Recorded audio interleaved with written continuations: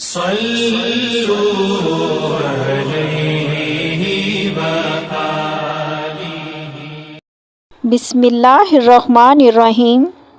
جب انسان فوت ہوگا اس کی قبر میں پہلی صبح، شام اور رات کیسی ہوگی، اس کے ساتھ کیا ہوگا، پوری تفصیل کے ساتھ آج میں بیان کروں گی، اسی لیے ویڈیو کو مکمل سنیے گا۔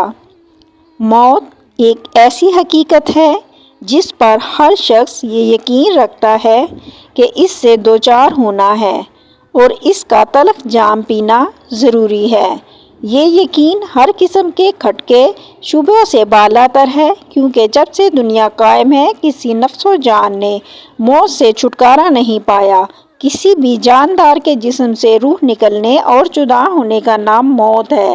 ہر انسان خواہ وہ کسی مذہب سے وابستہ ہو یا نہ ہو، اللہ یا غیر اللہ کو معبود مانتا ہو یا نہ مانتا ہو، اس حقیقت کو ضرور تسلیم کرتا ہے کہ اس کی دنیاوی زندگی عارضی ہے۔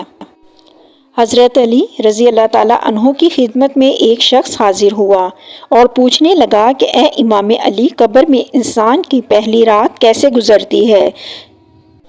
تو حضرت علی رضی اللہ تعالیٰ عنہ نے فرمایا کہ میں نے اللہ کے رسول صلی اللہ علیہ وآلہ وسلم سے سنا کہ انسان کی سب سے مشکل رات قبر کی پہلی رات ہوتی ہے، جب دوسرے انسان، اس کے دوست، عزیز و اقارب، رشتہ دار اسے دفنا کر چھوڑ کر چلے جاتے ہیں تو وہ انسان روتا رہتا ہے۔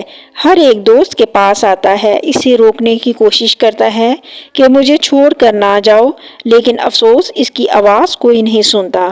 حضرت ابو سعید رضی اللہ تعالیٰ عنہ سے روایت ہے کہ حضور اکرم صلی اللہ علیہ وآلہ وسلم نے فرمایا، لوگو اپنی موت کو یاد کیا کرو۔ قبر ہر دن اپنے مردوں سے اعلان کرتی ہے کہ میں غربت اور تنہائی کا گھر ہوں، کیڑے مکوڑوں کا گھر ہوں، مٹی کا ڈھیر ہوں۔ جب مومن کو دفنا دیا جاتا ہے تو قبر اسے مرحبا کہہ کر خوشخبری دیتی ہے کہ میری پشت پر چلنے والوں میں سے تو بڑا محبوب تھا، آج میں تیری ہو گئی اور تو میرے پاس آ گیا، آج میرا احسان دیکھ۔ یہ کہہ کر قبر کشادہ ہو جاتی ہے اور جنت کا دروازہ کھول دیا جاتا ہے، جہاں سے اس کو تازہ ہوا آتی ہے۔ حضرت ابو ہریرہ رضی اللہ تعالیٰ عنہ کا بیان ہے کہ حضور نبی کریم صلی اللہ علیہ وآلہ وسلم ایک جنازے میں شریک تھے اور میں بھی آپ صلی اللہ علیہ وآلہ وسلم کے ہمراہ تھا۔ آپ ایک قبر پر بیٹھ گئے اور فرمایا کہ یہ قبر ہر روز بآواز بلند کہتی ہے کہ آدم کی اولاد، تو کیوں مجھے بھول گیا؟ کیا تجھے یہ معلوم نہیں کہ میں تنہائی کا، غربت کا، وحشت کا گھر ہوں اور کیڑے مکوڑوں کا گھر ہوں؟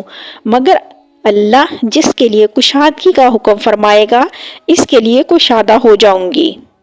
اس کے بعد آپ صلی اللہ علیہ وآلہ وسلم نے فرمایا، اے قبر، تو یا تو جنت کا چمن ہے یا پھر آگ کا ایک تندور ہے۔ حضور اکرم صلی اللہ علیہ وآلہ وسلم نے فرمایا کہ مردہ جب قبر میں رکھا جاتا ہے تو قبر اسے کہتی ہے، اے ابن آدم، تو ہلاک ہو، تجھے کس چیز نے مجھ سے دھوکے میں رکھا؟ کیا تجھے معلوم نہ تھا کہ میں کیڑے مکوڑوں کا گھر ہوں؟ تجھے کس چیز نے مجھ سے بہکا کر نڈر کر دیا اور تو میری پشت پر بہت اکڑ کر چلتا تھا؟ اگر وہ مردہ نیک ہوگا تو جواب دینے والے اسے جواب دیں گے کہ اے قبر، تو دیکھ تو صحیح اس کے اعمال کیسے ہیں، یہ اچھائی اختیار کرتا تھا اور برائی سے دور رہتا تھا۔ یہ سن کر قبر کہتی ہے، بے شک یہ نیک تھا، اب میں اس کے لیے سرسبز ہو جاتی ہوں۔ مردے کا جسم اس وقت تک منور ہو جاتا ہے اور اس کی روح اللہ کی طرف بھیج دی جاتی ہے۔ حضرت عبداللہ بن عبید رضی اللہ تعالیٰ عنہ سے روایت ہے کہ حضور نبی کریم صلی اللہ علیہ وآلہ وسلم نے فرمایا کہ مردہ قبر میں دیکھتا ہے اور ان لوگوں کے گھروں کی آواز بھی سنتا ہے جو اس کے ساتھ جنازے میں گئے ہوں۔ مردے سے اس کی قبر کہتی ہے کہ ابن آدم، تیری ہلاکت ہو، تو نے میری تنگی، بدبو اور کیڑے مکوڑوں کا خوف نہیں کیا، اس لیے تو نے ان چیزوں سے بچنے کے لیے تیاری نہ کی۔ بدعنوان مردے سے قبر کہتی ہے کہ تو نے میری تاریکی، میری وحشت، میری تنہائی اور تنگی، میرا غم تجھے کچھ بھی یاد نہیں رہا۔ اس کے بعد قبر اس کو جکڑ لیتی ہے اور فرشتے اس کو ہتھوڑوں سے ایسے مارتے ہیں کہ اس کی پسلیاں ادھر سے ادھر ہو جاتی ہیں۔ پھر دوزخ کی کھڑکی اس پر کھول دی جاتی ہے اور وہ مردہ حشر تک اس عذاب میں مبتلا رہتا ہے۔ مرنے کے بعد ہر مردے کو صبح اور شام اس کا ٹھکانہ دکھایا جاتا ہے۔ فرشتے جنتی کو جنت دکھا کر خوشخبری دیتے ہیں اور دوزخی کو دوزخ دکھا کر اس کی حسرت اڑاتے ہیں۔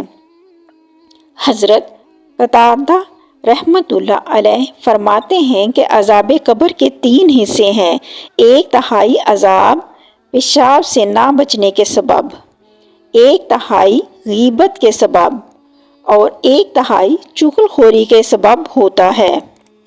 حضرت ابن عمر رضی اللہ تعالیٰ عنہ سے روایت ہے کہ رسول اللہ صلی اللہ علیہ وآلہ وسلم نے ارشاد فرمایا، جب انسان کا انتقال ہو جاتا ہے تو اس پر صبح شام اس کا ٹھکانہ پیش کیا جاتا ہے۔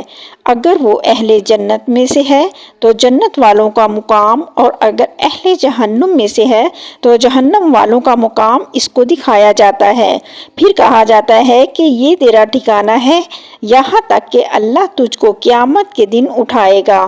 اسی طرح حضرت عائشہ رضی اللہ تعالیٰ عنہ سے روایت ہے کہ ایک یہودی عورت ان کے پاس آئی اور اس نے عذاب قبر کا ذکر کرتے ہوئے حضرت عائشہ رضی اللہ تعالیٰ عنہ کو دعا دی، اللہ تعالیٰ آپ کو عذاب قبر سے بچائے۔ حضرت عائشہ رضی اللہ تعالیٰ عنہ نے رسول اللہ صلی اللہ علیہ وآلہ وسلم سے اس بابت سوال کیا کہ کیا واقعی عذاب قبر ہوتا ہے؟ تو رسول اللہ صلی اللہ علیہ وآلہ وسلم نے فرمایا، جی ہاں، عذاب قبر برحق ہے۔ حضرت عائشہ رضی اللہ تعالیٰ عنہ فرماتی ہیں، اس کے بعد میں نے رسول اللہ صلی اللہ علیہ وآلہ وسلم کو ہمیشہ دیکھا کہ ہر نماز میں آپ عذاب قبر سے پناہ مانگتے تھے۔ سیدنا ابو سعید خدری سیدنا زید بن ثابت رضی اللہ تعالیٰ عنہ سے روایت کرتے ہیں کہ انہوں نے فرمایا، ہم قبیلہ بنو نجار کے ایک باغ میں نبی اکرم صلی اللہ علیہ وآلہ وسلم کے ساتھ تھے۔ آپ صلی اللہ علیہ وآلہ وسلم خچر پر سوار تھے۔ اچانک وہ خچر اس طرح بتکا کہ نبی اکرم صلی اللہ علیہ وآلہ وسلم کو گرا ہی دیتا۔ وہاں دیکھا تو 4، 5 یا 6 قبریں تھیں۔ ارشاد فرمایا، ان قبر والوں کو کون جانتا ہے؟